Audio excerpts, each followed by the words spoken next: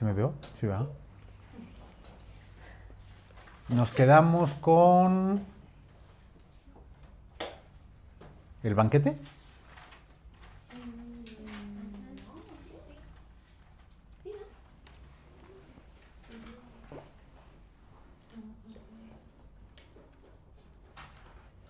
Sobre el amor, sobre el eros. Sí, ¿no? Sobre la pasión. Ujú. Hablábamos un poquito sobre que de ahí vienen también, bueno, de ahí se parte mucho de lo que se va a entender como el estoicismo, ¿no? Hablábamos sobre ese pensamiento estoico que es controlar tus pasiones. Bueno, después pasábamos a Platón, ¿cierto? Platón, discípulo de Sócrates, cuyo nombre real no es Platón.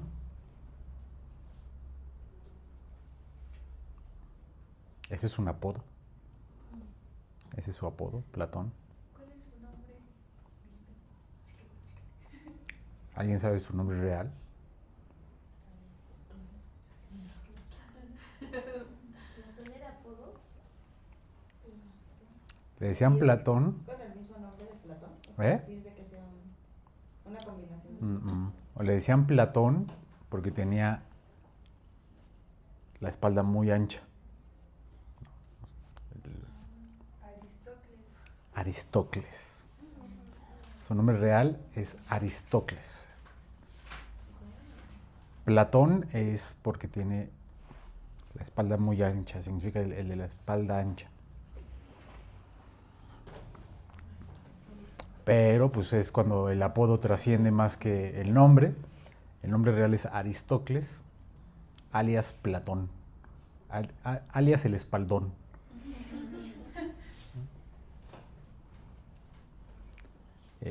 Platón funda como tal la primera escuela de filosofía llamada la Academia. En la Academia, pues bueno, ya era como tal una escuela en donde se estudiaba la filosofía. Eran 15 años los que se estudiaban de filosofía. ¿Qué pasó? Perdona, pues que se me La Academia. De ahí viene el nombre de la Academia de este programa, que bueno, ya después tristemente se convirtió en otra cosa, ¿no? El programa de la Academia, pues el TV Azteca, ¿no? La Academia era la escuela para estudiar filosofía, ¿no?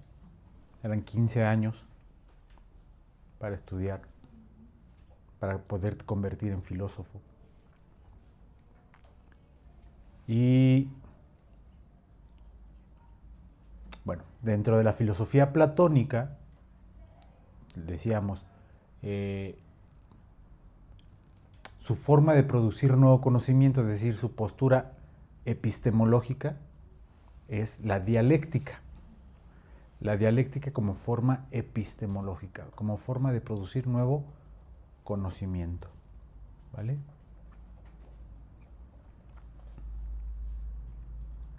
Con Platón vamos a encontrar dos formas epistémicas, dos formas de producir nuevo conocimiento. Una, la dialéctica, y la otra, el mito.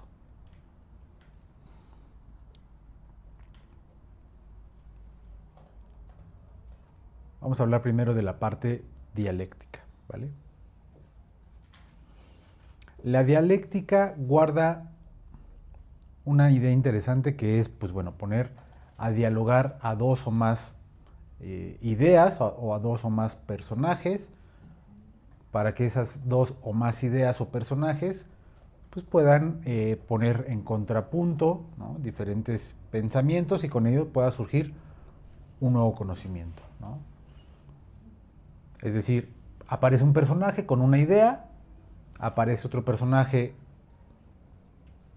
contrarrespuesta, ¿no?, de esta idea, y en la contrarrespuesta de la primera idea y la segunda idea surge una nueva idea, que es un nuevo conocimiento. Entonces, a esta primera idea le vamos a llamar tesis, la vamos a llamar antítesis y le vamos a llamar síntesis, ¿no? Entonces vamos a tener como esa posibilidad en la dialéctica de la presentación de una tesis, la presentación de una antítesis y la suma de eso como una síntesis, ¿vale? Eso como posibilidad de la dialéctica. Entonces, si se dan cuenta, los diálogos, por eso se llaman, el libro de Platón se llaman diálogos, porque lo que está poniendo es a dialogar a dos o más personajes, que puede que haya pasado o no, quién sabe si pasó o no esos diálogos, donde está ahí Sócrates. En la mayoría de los diálogos de Platón, el personaje principal es Sócrates dialogando con alguien más, ¿no? Si se acuerdan, ahí en el banquete, pues bueno, son varios dialogando sobre el amor, ¿no? Varias tesis de qué es el amor, ¿vale? Entonces, ahí tenemos la dialéctica como forma de conocimiento. Y la otra, el mito también tiene una construcción de conocimiento. El mito, la construcción de un mito lo que nos ayuda es a revelar algo del conocimiento, algo de una nueva forma de tener un conocimiento.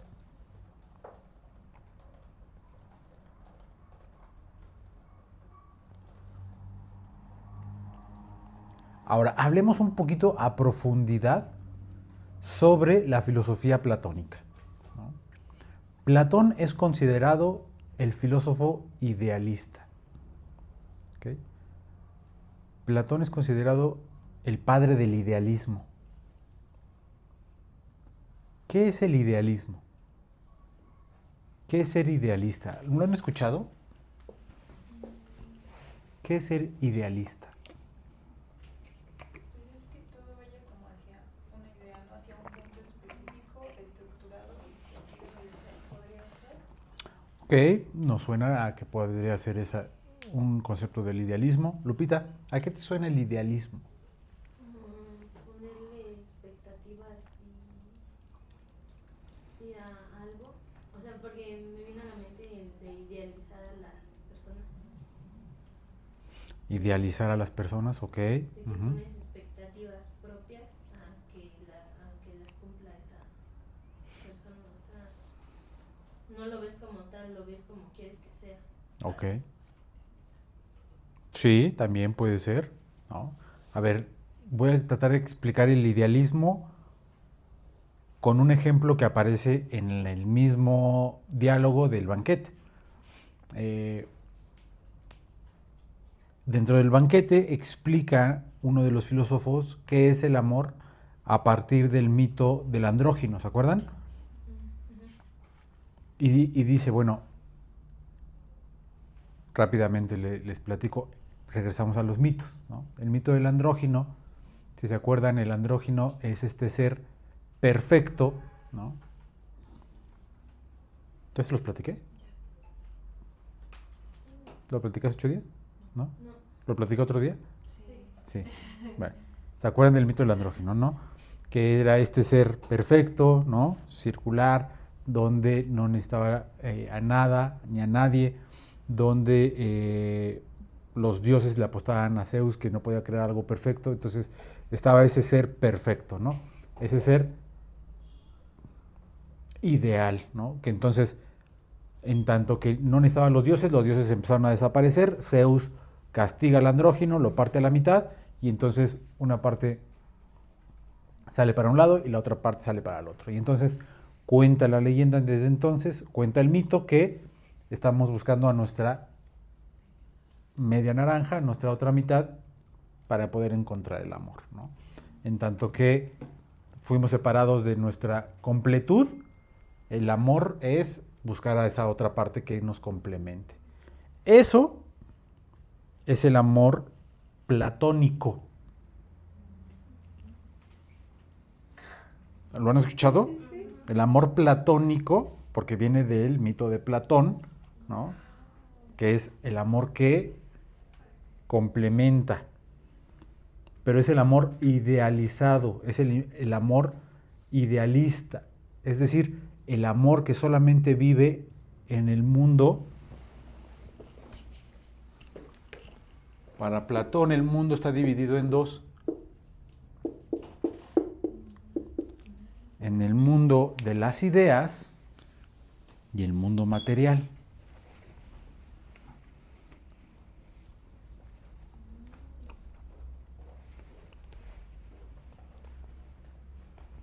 Y en este caso, ese tipo de amor solo habita en el mundo de las ideas.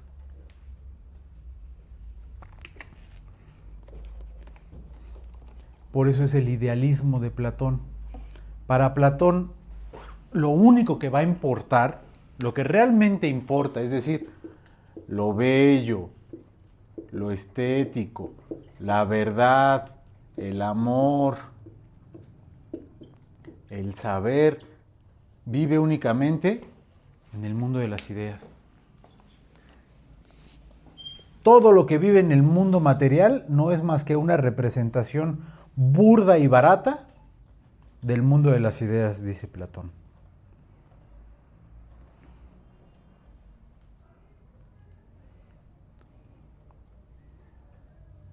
¿Qué, Diana? Me estaba acordando de lo que vi en el primer semestre. Entonces, el mundo de las ideas para Platón es lo más importante.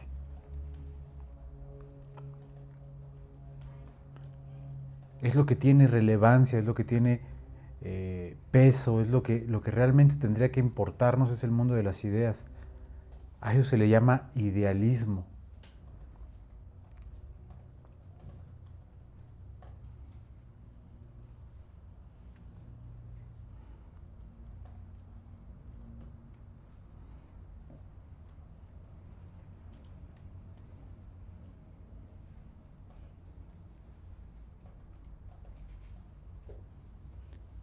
Y entonces cuando uno piensa en un mundo donde no exista desigualdad, cuando uno piensa en un mundo sin pobreza, cuando uno piensa en un mundo sin racismo, esos son pensamientos idealistas. Uno se vuelve un idealista, ¿no? Cuando uno canta la de Imagino, ¿no?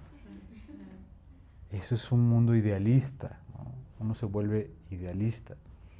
O sea, eso es una postura filosófica frente a una situación, frente a la vida. Uno puede volverse idealista, ¿no?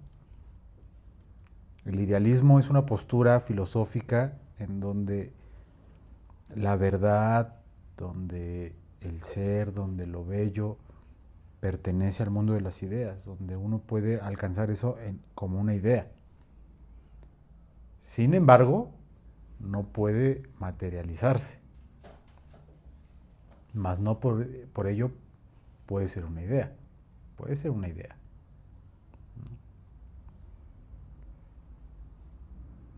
Lo que se materializa, dice Platón, o sea, por ejemplo, dice Platón, el arte no es más que la mímesis, ¿no? O sea, no es más que la imitación de lo bello de las ideas.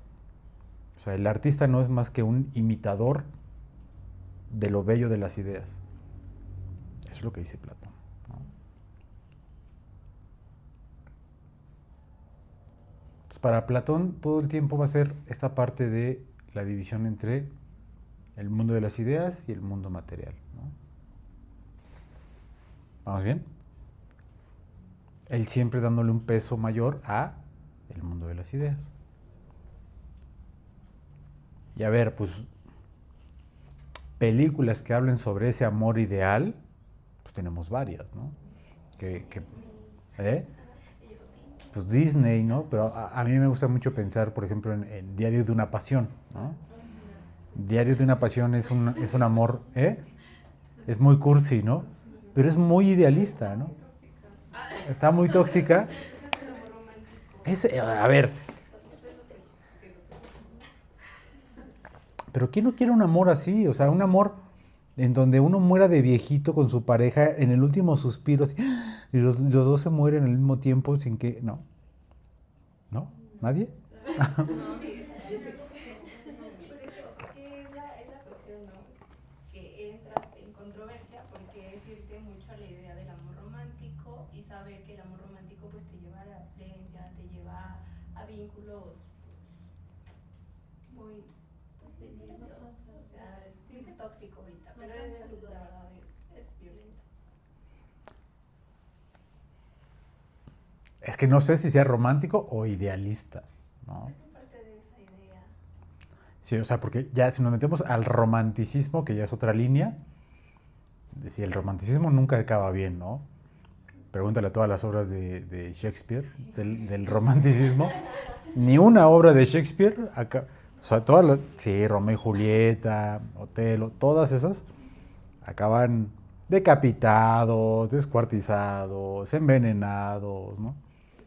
Todo el romanticismo acaba terrible, ¿no? Pero sí, o sea, es este idealismo en donde uno termina con el amor de su vida, ¿no? Entonces, y entonces ella lo recuerda con el Alzheimer en el último baile, ¿no? Y entonces es el amor idealizado, ¿no?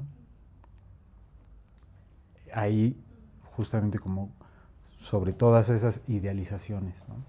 Justo toda esta cuestión de Disney, ¿no? Y vivieron felices para siempre, ¿no? El idealismo. ¿Vamos bien ahí?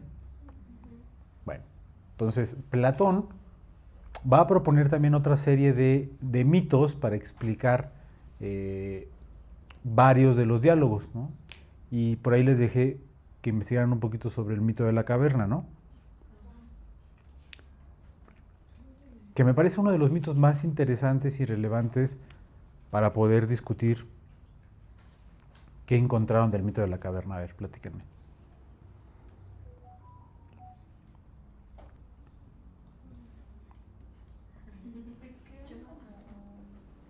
Es que, a ver, si estoy mal, corrígeme. Eran como personas que nacieron y vivieron durante toda su vida en una caverna, volteados hacia una pared, encadenados y todo. Creo que sí estaban encadenados, no recuerdo bien. Y solo veían sombras, eran solo sombras que veían de cosas que pasaban atrás de ellos, pero era lo único que veían. Hasta que uno dijo. y se dio cuenta que había como unos objetos, porque veían a las sombras como su verdad absoluta, como con lo que vivían y así. Uh-huh. Y ya después de ahí, ya no recuerdo muy bien, pero recuerdo que después de ahí él empezó a salir y empezó a buscar más cosas hasta que pudo ver como todo el exterior y darse cuenta que la caverna no era como todo lo que existía, sino que había como un mundo más allá, pero ya no recuerdo muy bien si era así o no. Sí, por ahí. En su mayoría es eso. ¿Qué más, Amalia, ibas a decir algo? No, sí, yo la verdad hace mucho, no lo investigué ahorita, pero hace mucho que recuerdo que lo leí y también era eso lo que recordaba, ¿no? Era, ellos vivían viendo las sombras y esa era su realidad, ¿no? Y para ellos era como todo hasta que precisamente sale, pues hay más allá. Ok, También es eso como lo que recuerdo básicamente. Sí. ok. ¿Alguien más recuerda algo? Bueno, es que no sé. Ay, no, perdón. Que cuando regresa el que sale y conoce como la planta como el sol y la verdad, y regresa y les cuenta a los demás, ellos asumen que esa no es la verdad y lo matan, ¿no? Porque para ellos su única verdad era lo que habían visto, no lo que el otro había salido a experimentar. Eso, esa parte es importante, ¿no? O sea, son una serie de personas que están encadenadas, que viven aterrorizadas por las sombras, que se reflejan por el fuego, que son creadas por otros, por ahí mencionan, ¿no? Son creadas por, no dicen quiénes, simplemente por otros, y bueno, viven atemorizadas, lo cual les prohíbe hacer cualquier tipo de movimientos o del querer salir, ¿no? Dice por ahí el mito que uno de ellos decide emprender la huida, ¿no? Se escapa y sale, y que lo primero que sucede al salir de la caverna es ver el sol y que le duelen mucho los ojos, ¿no? Al salir. Esa parte me gusta mucho porque me recuerda a la película de Matrix. No sé si vieron Matrix alguna vez. Cuando despierta Neo, ¿no? de la Matrix y le dice a Morfeo, ¿no? Es que me duelen los ojos. Y le dice a Morfeo, es que nunca los has usado, ¿no? La primera vez que los usas. Me gusta esa parte porque se asemeja mucho al mito de la caverna, ¿no? Cuando le duelen los ojos porque nunca los había usado, ¿no? Es la primera vez que ve la luz. Ve y explora y ve los árboles y ve el pasto y dice, esto lo tengo que contar, ¿no? Y regresa a la caverna y le cuenta a los demás y como dice Leti, ¿no? Los demás no quieren saber de la otra realidad y lo matan, ¿no? Y bueno, creo que es una forma muy puntual en la que Platón dice, pues bueno, ese es Sócrates, ¿no? Sócrates es ese que salió de la caverna, vio las cosas diferentes, la gente no quiso saber de una realidad distinta y lo mata, ¿no? Pero a mí me parece que es un ejemplo muy claro el mito de la caverna para entender, una es cómo vivimos actualmente manejados bajo el temor de las sombras creadas por otros y cómo esa realidad construida nos impone condiciones para poder hacer o no hacer, ¿no? Para decidir o no decidir, para movernos o no movernos, ¿no? Yo siempre cuento esta parte cuando doy esta parte del curso. Recuerdo mucho la crisis del 94. Yo sé que la mayoría no había nacido. Sí, la cara de que...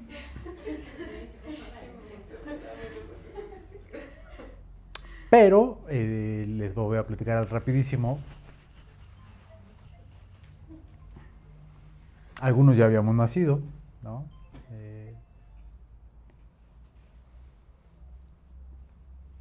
Cuando pasó la crisis del 94 fue cuando le quitaron 3 ceros al peso. Una cosa... Se devaluó el peso terrible, ¿no? O sea, imagínate que si tú tenías, no sé, 1,000 pesos en tu cuenta, de la noche a la mañana tenías 1 peso. Así. Así. Entonces, imagínate lo que fue eso, ¿no? Fue una cosa bárbara. Entonces, para controlar la situación, apareció un monstruo.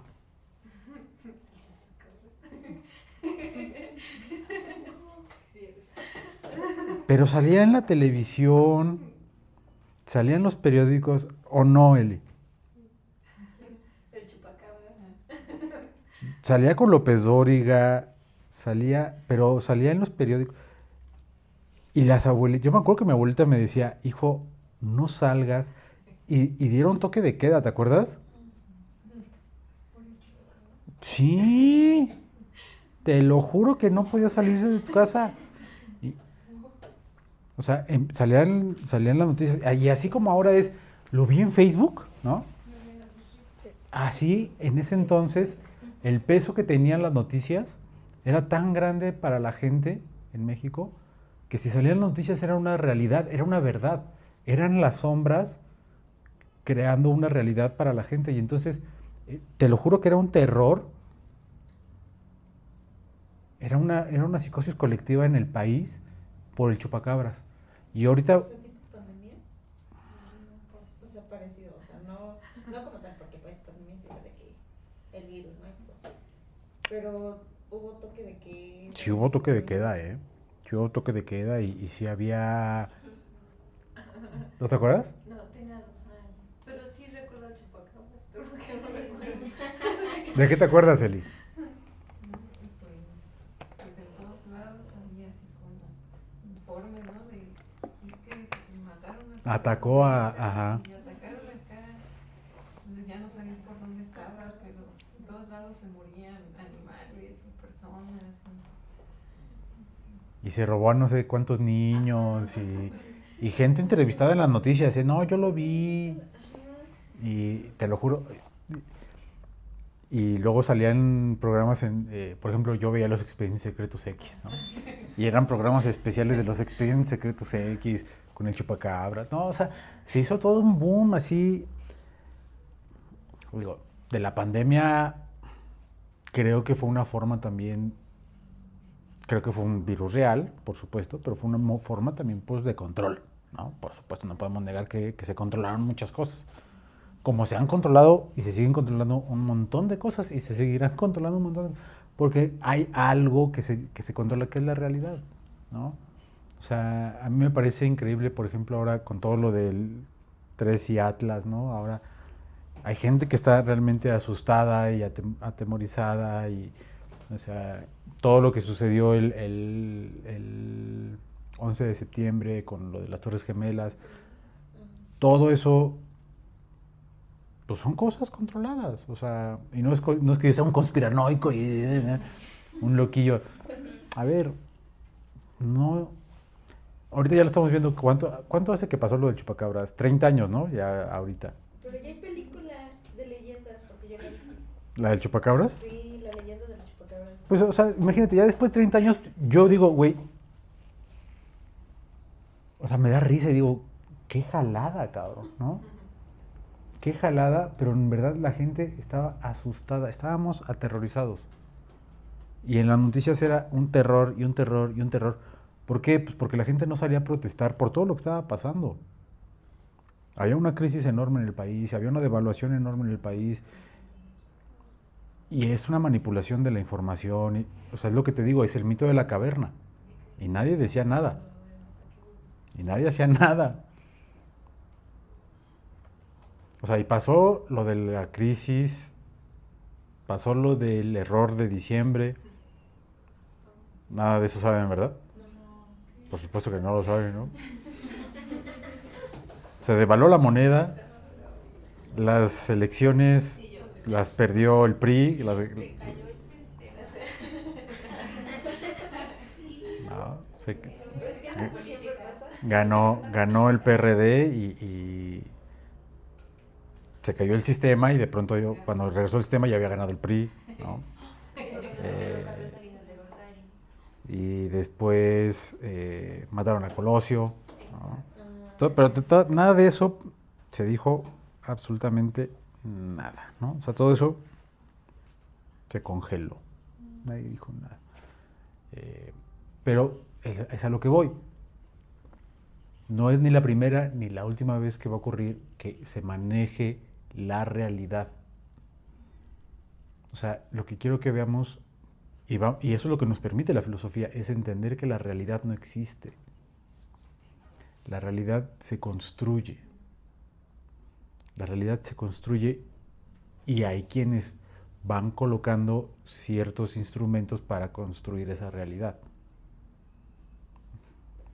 Y hay una realidad colectiva, social, que se construye de esta manera, ¿no? Y es lo que nos está proponiendo justamente el mito de la caverna, ¿no? Quien sale de la caverna y muestra eso, pues se desaparece, ¿no? Que es muy claro, la gente que ha mostrado esas fallas de la caverna, lo que hacen es desaparecerlos, ¿no? Lo que hablábamos un poquito de Jacobo Greenberg, ¿no? Pues desapareció, ¿no? No dejaron ni rastros, ¿no? Pues me parece que es como personajes así como, pues de pronto borrarlos, ¿no? ¿Sí lo ven? Yo pensaba ahorita que mencionaba lo del mito de la caverna que salía y se quedaba como, se salió y se quedó deslumbrado por el sol. Como lo que está pasando precisamente ahorita quizá nuestra realidad está como en los medios de comunicación, en el teléfono y todo esto, y por lo mismo que estamos todo el tiempo en este tipo de luz, ya nos estamos haciendo más miopes, ¿no? Y salimos al sol y ya no podemos ver la luz del sol. Entonces dije, wow. También, sí, sin duda. Sí, y también me parece interesante cómo consumimos tanta información de las redes que lo tomamos ya como una realidad. O sea, esta parte de decir, es que lo vi en Facebook o lo vi en... lo que me decías, creo que tú me lo decías el otro día, ¿no? Es que ya no distingo, que te enseñó un video de cómo hacían los videos de osos saltando. Ah, sí, así sí, que yo creí que sí era verdadero. Me dice Amalia, ay, entonces no son osos saltando trampolines. Como el que yo veía del canguro. Ah, el del canguro en la aerolínea, ¿no? Todos defendiendo al canguro. Déjenlo volar al cangurito, ¿no? O sea, ya es tanto lo que consumimos, ¿no? En las redes, ¿no? Que tanto es verdad, ¿no? Y que tanto no. El otro día me decía un amigo, hay tanta gente que buscaba la paz en la Franja de Gaza. Querían la paz, pero no querían que la pusiera Donald Trump, ¿no? O sea, cuando Trump llega y firma y ayuda a que haya un cese a la guerra, no, pero es que nosotros queríamos el cese a la guerra, pero no que la pusiera Trump, ¿no? O sea, es como cuánto consumes de todo este mainstream de sí, me sumo y pongo mi banderita y consumo todo esto que pueda estar sucediendo en las redes, pero lo quiero como yo lo quiero, no como está sucediendo, ¿no? Me parece loquísimo la forma de cómo se manipula toda esa información en las redes. Ahora, ¿cómo distinguir qué sí es real y qué no es real de todo eso? ¿No? Eso está bien loquísimo. Y todo eso es dudarlo, ¿no? Cuestionarlo. ¿Vamos bien aquí? Y fíjense, nada más ese es el mito de la caverna. Les dejé otro, ¿no? ¿No? Bueno, como ese está el mito de la caverna, tenemos también dentro de los mitos importantes el mito... Bueno, son tres. Yo los que les pondría como importantes de Platón: el mito del andrógino, que es el del amor; el mito de la caverna, que es el de la realidad; y el mito del carro alado. El mito del alado. Alado de alado. No de juntos, sino de alado, de jalarse. El de los caballos, ajá. Que son dos caballos, uno negro y uno blanco, que van jalando un carrito, que no es un carrito, que es una auriga. Una auriga es un carrito como tipo, ¿vieron Troya, ¿no? En el que van, como que nada más va uno, ¿no? Montado. Es una auriga. Entonces el mito del carro alado va un caballo negro, un caballo blanco y una auriga.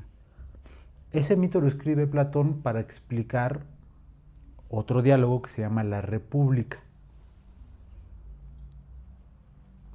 La República se escribe res pública. La res pública significa res todo, pública todos. La res pública es el todo para todos.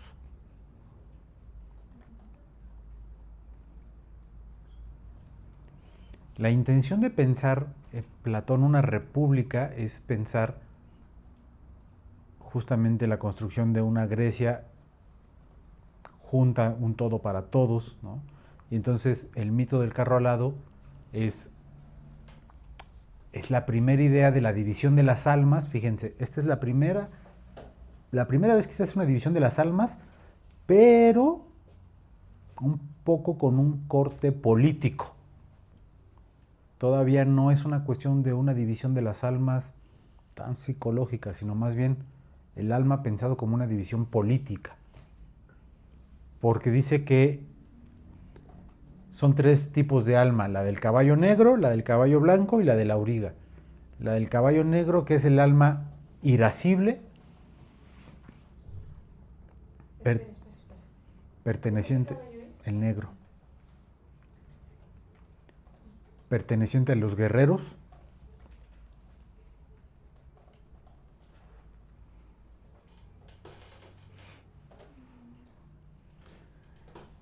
el alma concupiscible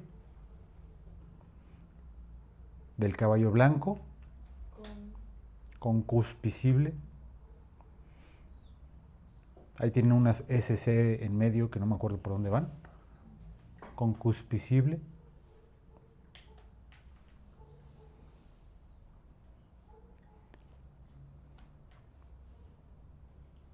Del caballo blanco, perteneciente a los artesanos.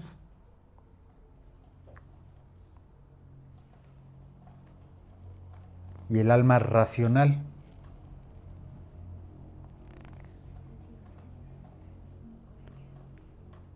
perteneciente a la auriga,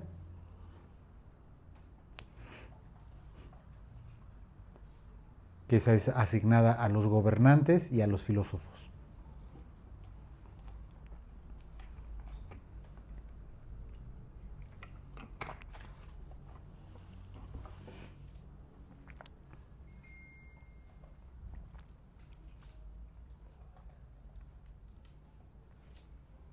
Entonces, si se dan cuenta, dice Platón que hay un alma irascible, que es esta como más atrabancada, como más que se deja llevar por lo sanguinario, ¿no? Que es la de los guerreros, y es la otra alma concupiscible, que es la más sensible, que es la más armoniosa, que es la que jala del lado de lo artístico, y está la otra alma que es la racional, que es la que va a dominar a ambos caballos, ¿no? Que es la que va sobre la auriga, ¿no? Que es la de los gobernantes o filósofos. Si se dan cuenta, escondido por ahí está una división política, ¿no? Guerreros, artesanos y gobernantes, ¿no? Hay una división política en eso. Por eso les digo, es una división de las almas, no tanto como una cuestión psicológica, sino como una división política. Si se dan cuenta, incluso donde están los gobernantes pone a los filósofos. Es una cuestión interesante porque Platón cree en el filósofo rey, ¿no? Platón cree que quien tendría que gobernar tendrían que ser los filósofos.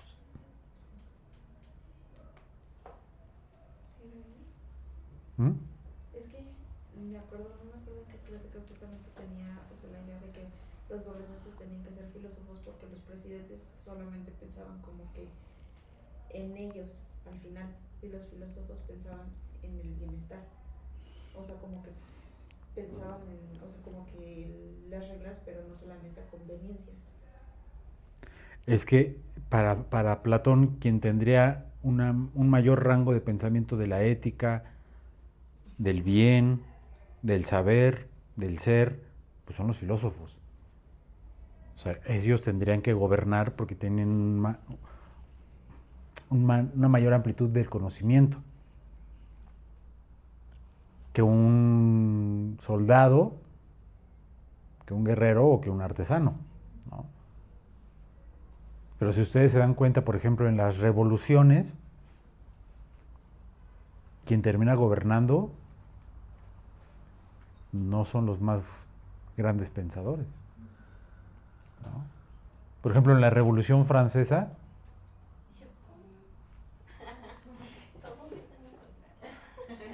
¿quién terminó gobernando después de la Revolución Francesa? Napoleón. Cuando cae Luis XVI, ese es un chismecito muy bueno, ¿eh?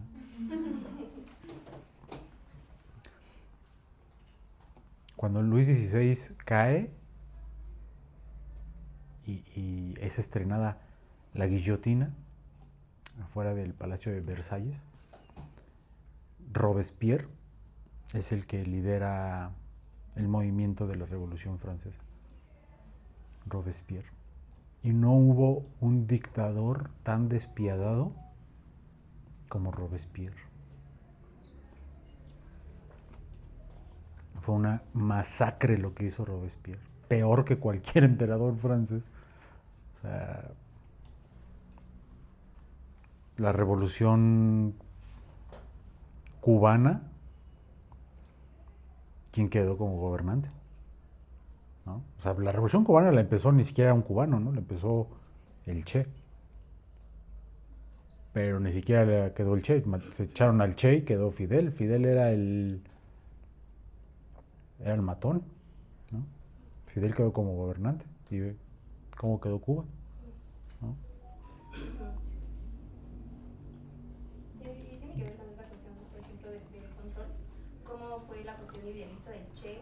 ¿Cómo fue como manejando estas cosas? Y que incluso en México llega con Marcos, ¿no? Con el comandante Marcos y con el ZLN. Entonces, ¿cómo se va haciendo como que muy grande? Pero fíjate lo que acabas de decir. El movimiento del Che era un idealismo. Era un idealismo. Quien lo termina volviendo real es Fidel,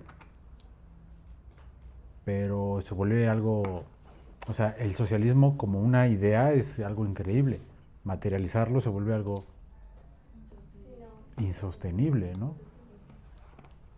O sea, la revolución bolivariana me parece una cosa preciosa en la idea. En la constitución material es Chávez, ¿no? O sea, la revolución rusa, ¿no? Toda la revolución rusa, cuando cae el zar, el último zar, pues el inteligente era el que llega acá, ¿cómo se llama? El que quedó como, Trotsky. Trotsky era el inteligente, pero no fue el que se quedó con... El que se quedó allá fue el menos, ¿sabes? Solamente ha habido un filósofo rey, ¿Y quién fue? Alejandro Magno. Alejandro Magno fue el filósofo rey. Discípulo de Aristóteles. Y ahí está la película, si quieren verla. Alejandro Magno fue discípulo de Aristóteles, que fue discípulo de Platón. Fue el segundo mayor conquistador de toda la historia.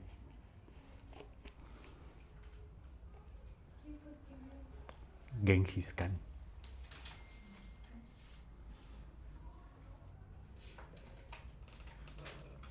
Genghis Khan.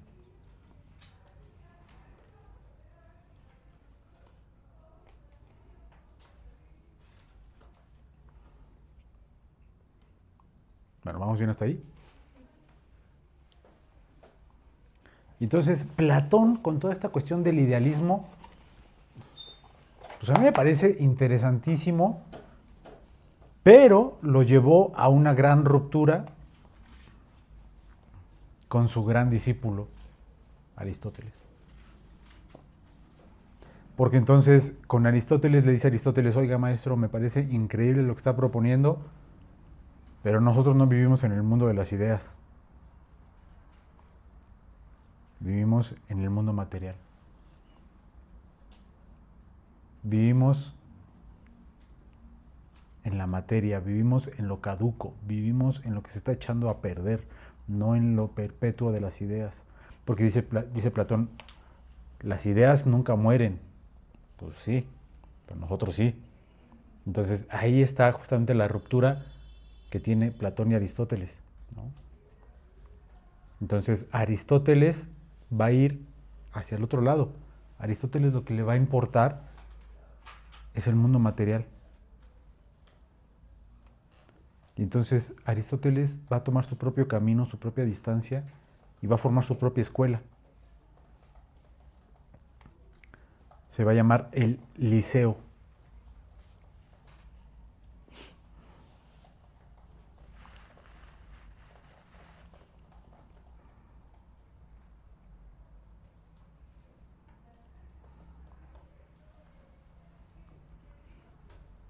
Porque entonces ese ya no va a poder ser algo que pueda ser reconciliable entre ellos, ¿no? Porque para Aristóteles va a ser insostenible la idea de seguir pensando que lo único puede ser el mundo de las ideas. Va a decir, no, a ver,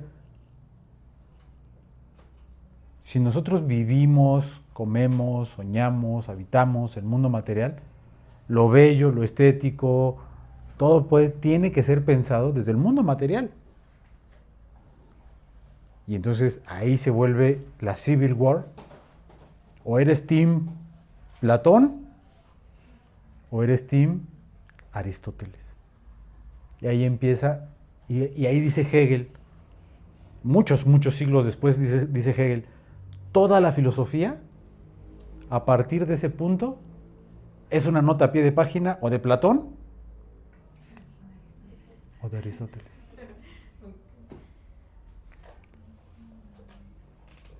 Y por eso les puse a ese ratito ahí en la ofrenda a Platón y Aristóteles.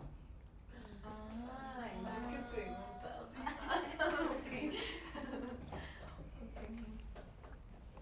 Y entonces uno está así, ¿vieron? No se dieron cuenta, ¿verdad? Vayan a ver la ofrenda. Uno está así y otro está con el libro así. Uno está señalando al mundo de las ideas y otro al mundo material. El canoso pelón es Platón y el otro es Aristóteles. ¿Sí? Que bueno, que en realidad no son ellos. Ese pedacito, esa pintura pertenece a un fresco que se llama la Escuela de Atenas.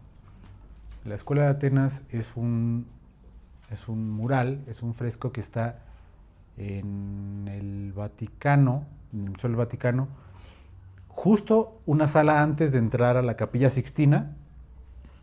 Nadie lo pela porque todos quieren ir a la Capilla Sixtina, ¿no? Entonces, antes de entrar a la Capilla Sixtina está este fresco que se llama la Escuela de Atenas, que pinta Rafael, un alumno de Miguel Ángel, ¿no? Entonces, por ahí googleenlo si lo quieren ver. Es un fresco enorme donde aparecen todos los filósofos de la Escuela de Atenas, ¿no?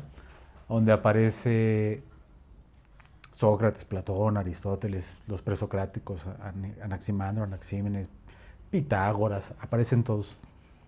Aparece el niño que está recargado así en la portada de Nirvana. Aparece ahí, en la Escuela de Atenas. Los que están ahí pintados, el que aparece como Platón es Miguel Ángel. Y el que aparece como Aristóteles es Rafael, como maestro y alumno, ¿no?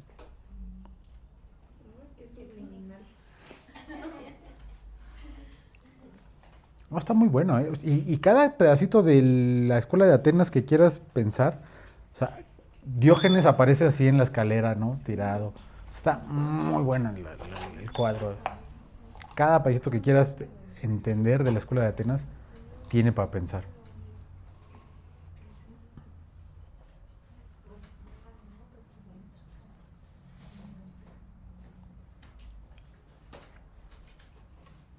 Bueno, para ir cerrando un poquito, ¿qué hora es? 4:58.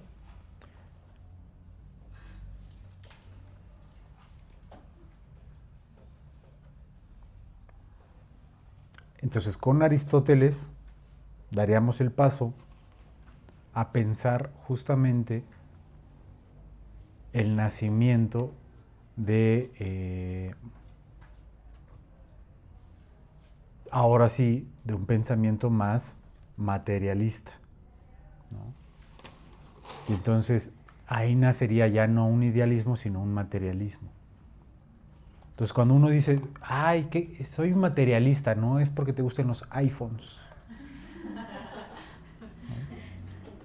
¿no? El materialismo sería justamente que el ser, que la verdad, que lo estético, que lo bello habita en el mundo material, no en el mundo de las ideas. Que es caduco, ¿no? Que eso bello tiene una caducidad, que el amor es caduco, no es perpetuo, como las ideas, que son eternas. El amor, Pero una idea también puede morir, ¿no? las ideas no mueren. Las ideas son perpetuas. La ma- Se van reconstruyendo. Sí, pero entonces ya es otra idea, ¿no? Pero una idea puede ser perpetua, queda como idea. Puede surgir otra idea de esa idea, ¿no? Pero ya es otra idea. Pero la materia tiene esa esencia importante que es evanescente. La materia no es perpetua, la materia, y ese es el punto de pensar el amor aristotélico, es que no es perpetuo. Entonces, ese amor, ya pensándolo como un amor materializado, pues es ese amor que tiene una fecha de caducidad. Es un amor que no va a ser para siempre.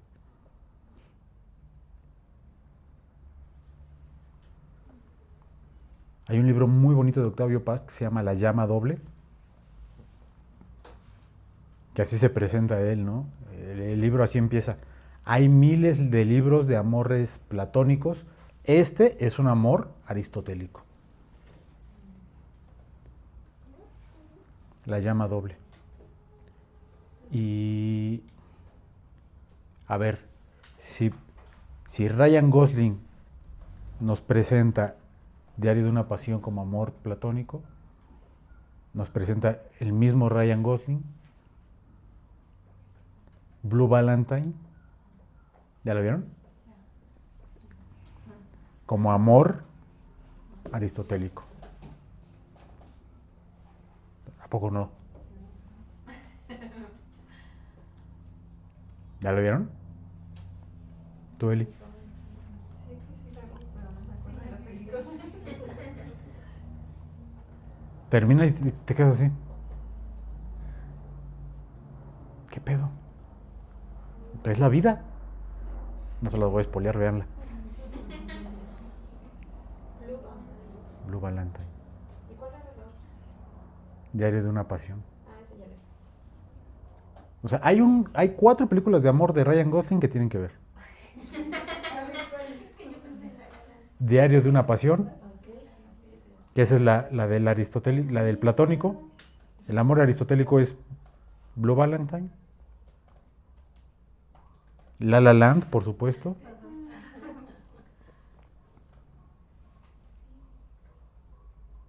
Que los últimos 5 minutos de La La Land son chinga tu madre, ¿no? Y Loco y estúpido amor. También es un peliculón de Ryan Gosling. O sea, él es el hombre de las películas de amor. En algún otro tipo de películas no la hace.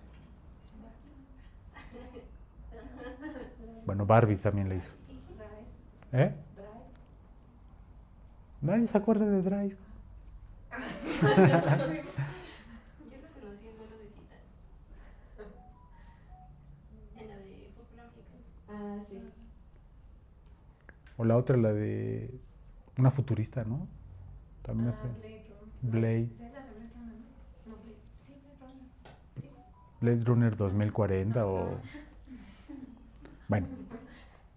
Vean la de Triste San Valentín. Blue Valentine. Véanla. Véanla si quieren para dentro de 8 días. Miedo. Y entonces, con Aristóteles estaríamos pensando el surgimiento de los primeros estudios del Tratado del Alma.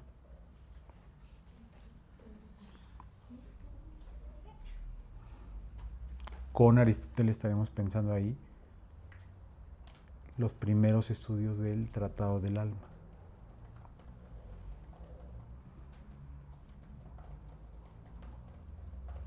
O mejor dicho, en griego, ¿cómo se dice, Lupita? ¿Alma? Tratado del Alma. ¿Tratado del alma? ¿En griego? Ah, caray. A ver, Lupita, es Tratado del Alma, Lupita.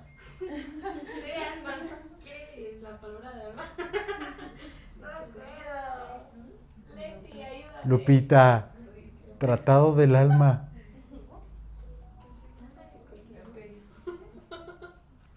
Y trato. No sé qué es y qué. Marina, ayúdeme. ¿Por qué me están dejando sola? Lupita, Tratado del Alma. Yo me bloqueé. Según esto dice que el Tratado del Alma en griego se llama Periphysis, que significa sobre el alma. Ups. ¿Cómo? Psicología. Pues sí, psicología. Ve, me bloqueó, es un trauma de la escuela. Psicología. Rayos, quedó grabado.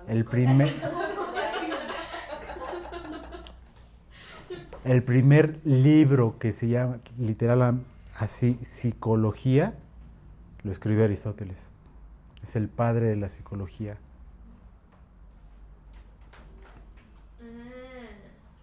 Ahora todo tiene sentido. El padre de la psicología antigua es Aristóteles. Tratado del Alma, del cual hablaremos el próximo lunes. ¿Esa es la tarea? La tarea es que vean Triste San Valentín.